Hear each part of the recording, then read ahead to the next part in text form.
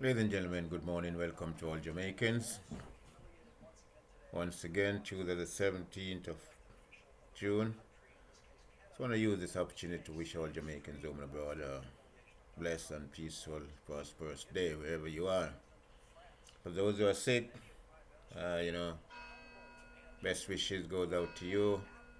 For those who have lost loved ones, condolence to you. And for those who are looking forward to tomorrow, use this opportunity to wish all of us the best. I made a brief synopsis of what I'm about to say yesterday on YouTube. And I've decided to rehash that in its full context because I just gave it like a 8 minute version of it. I read in the Gleaner yesterday where it said that crime is down. I mean, murders are down 44% in the country. And it jumps out at me.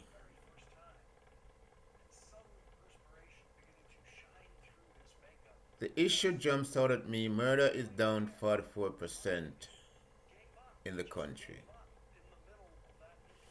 Now, considering police activities over the last couple of months,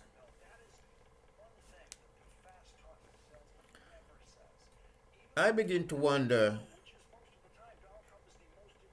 if this 44% decline in murder is as a result of what police are doing. Or there are other factors behind that reduction. Now, mark you, I'm not trying to say police is manipulating the numbers here, even though we all know it's possible. You understand? Because with evidence like that, it does a lot of good for the country. It shows that the government is really working. That's one. And it's serious about crime. Secondly, it slowly restores confidence in not just consumers and investors, but the entire country, citizens of the country. And it helps to boost and drive our economy in terms of tourism, investment coming in, and even local people setting up businesses, because a lot of people refuse to set up business in and around Jamaica because of crime. And we all know when someone comes to rob you, they're going to kill you. But I go back to what the commissioner said some time ago. He doesn't train police to lose. I refer back to what the Minister of National Security says. In essence, what he was saying is shoot first and ask question later. And how many promises the Prime Minister himself has also made. And they all said that before the murder rate started to decline. Yeah, listen, like I said, I have no dog in the fight. I'm not here for PMP or JLP. I'm going to make that clear. But I'm going to give my opinion as I see it.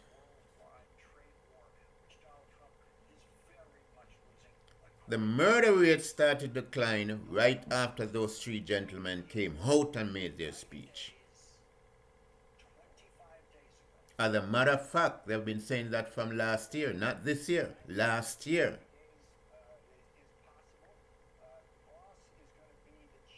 So let us think. One, if the action of the police is what causes murder rates to go down by 44%, let's ask the question, is the police on a killing spree? When will it stop? What will be the tolerable level for them to ease off? What? When all murderers are killed? All gunmen are killed? And if the police effort is all of that, is what is driving this crime rate down, then let me say to the police and to the Minister of National Security, to the government in of itself, Well done. Well done. But it can't be that it's just the police action alone driving down murder rates. Cannot be.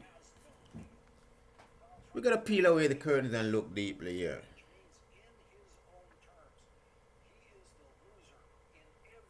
It's very evident something else is happening behind the scene. Mark you, I have no evidence that the police statistical department, the crime analysis department is doctoring the numbers.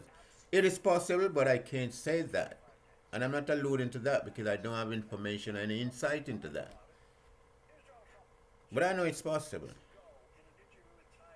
But I want to ask people a question. I want to ask the police commissioner and their statistical department. I want to ask the commissioner of police, the prime minister, the leader of the governing government, and even Mark Golden, and also Mark Golden and his shadow minister of national security. Is there an oversight committee for all these statistics? For the crime statistical or crime analysis department in Jamaica, is there an oversight committee when these numbers come out, these numbers are verified before they're put out there in the public? Is there an oversight committee that does that? I ask the question because here is my thing, ladies and gentlemen, and if I'm wrong, I'd like people to say, well, you're wrong. I'd like the police to come out and tell me that whoever watch department is responsible for this kind of information coming out of the police department. Tell me that I'm wrong. Tell me that I don't know what I'm talking about, and I have no problem to shut my mouth. But let us look at this example. A crime is committed. A crime is committed. Robbery, rape, shooting, murder died, person died, victim died. Now all of that is put out there in the Gleaner and published for all Jamaica to see. Because the government is well aware of the outcry of the nation when these information hit the street. I become public knowledge. But when time comes, how is that very crime analyzed as far as the statistical analysis is concerned? How is it listed? Is it listed as a rape? Is it listed as a murder? Or is it listed as a robbery? Now, there are 3 crimes in one incident. Ladies and gentlemen, let us begin to think outside the box on these things. That little 9-year-old girl from St. Catherine of John's Road, somewhere there about in Spanish Town, who was raped and dumped in a tank or a barrel or something. I don't remember the exact details of it. That crime was reported the way it occurred. To garner public support for whatever action the police takes against that man. That is what people want to see, and there are people in the society who, yes, and that's it, finally it's over. But let us ask the question,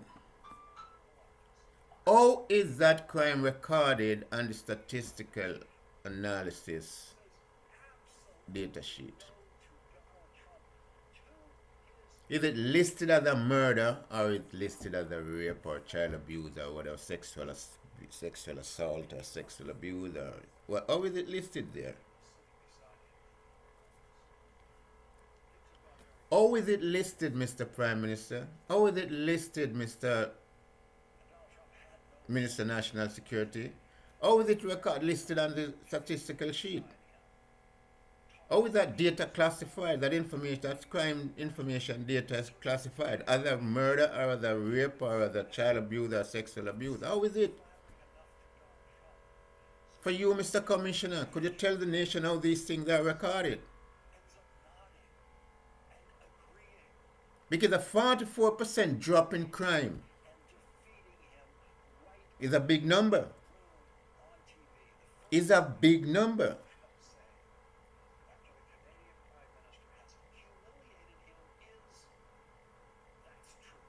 And the 44% drop in murders is in relation to what it was last year at this point in time.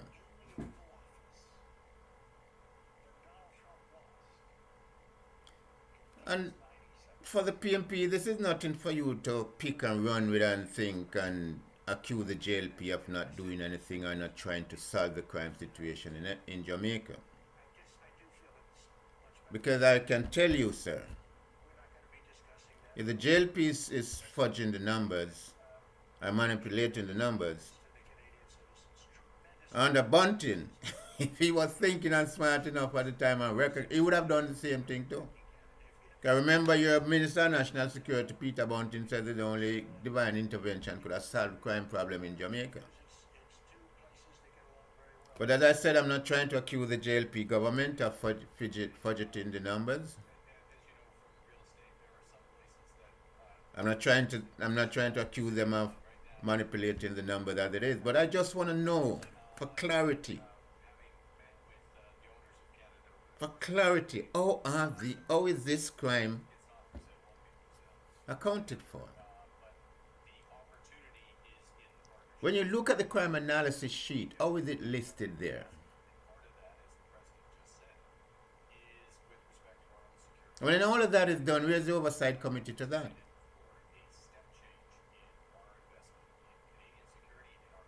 Who is the oversight person that now, our committee or a group of persons that said, oh yes, let us go through this?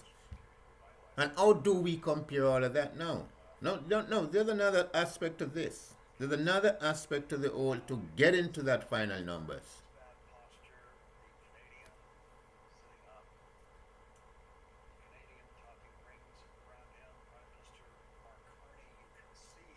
Not every gun murder, not every murder that occurs in the country is by gun.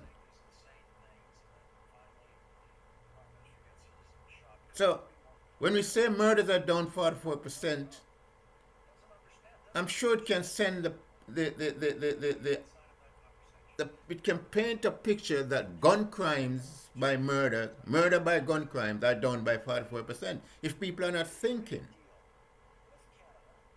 if real explanation are not given to people, factual information. When we say murders are down by 44%, are we talking about murders, even like the little girl who was murdered there, domestic violence murder, murder by gun, all of these things? Are we talking about all murders together?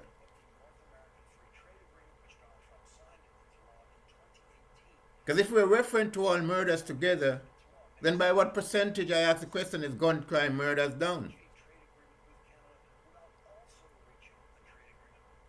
By what percentage is gun crime murders down? And if gun crime murders are down by 44%, it means domestic violence murder is not recorded. It's not included in that analysis. The sexual abuse of that little child who was raped and dumped is not included in that analysis. Ladies and gentlemen, I just want to throw this out there and say, it's food for thought. We got to think about it. And I mean, like I said, I'm just trying to reach out to the common people in Jamaica. We need to stop, wake up and start to think about what these politicians are saying to us. What they're trying to tell us. And we are in the 21st century. This is the time, the days of what we call, we are living in an information age.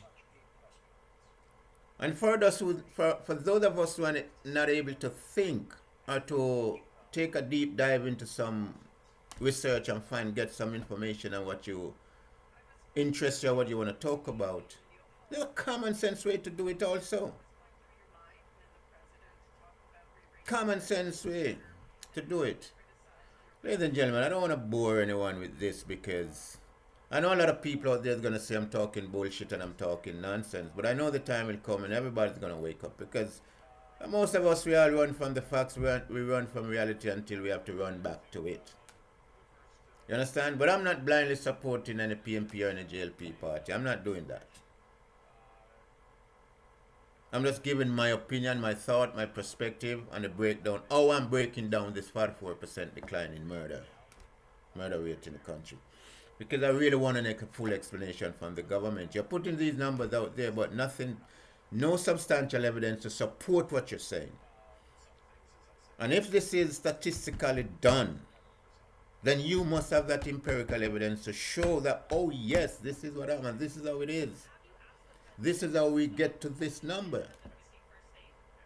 And these are the murders that are included in this kind of finalization. So let us not kid ourselves, ladies and gentlemen. It is up to us as people to stand up and recognize what is happening. Because, listen, it's election time, you know. And both election parties are trying every goddamn thing to win this upcoming next general election.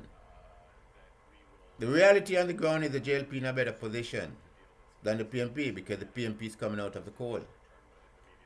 The JLP is in the driver's seat because they're the present government. So they have a lot more advantage to a lot more thing,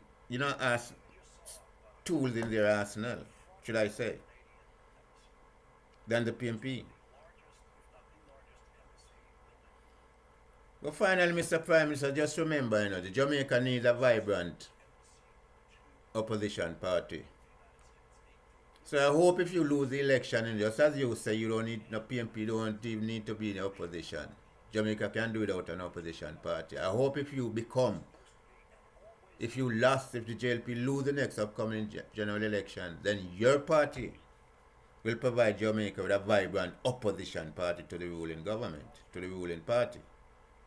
Because it is, PMP wasn't, as they are right now, they were not a vibrant opposition party. They were clutching at straw. But since you recognize that the PMP Jamaica doesn't even need an opposition, you must have recognized something about the PMP. So I hope if the switch, if and when the script is flipped, and should you ever JLP become the opposition party, the JLP will be a vibrant party for, representing the interests of Jamaican people.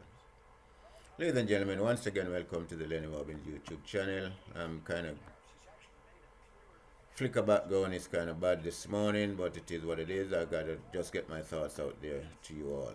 Lenny Robbins YouTube, if you see this channel, please just give it a like, give it a thumbs up, share, and subscribe. Hit the subscribe button so you can get the next drop. And we'll be coming bigger and better, like I said.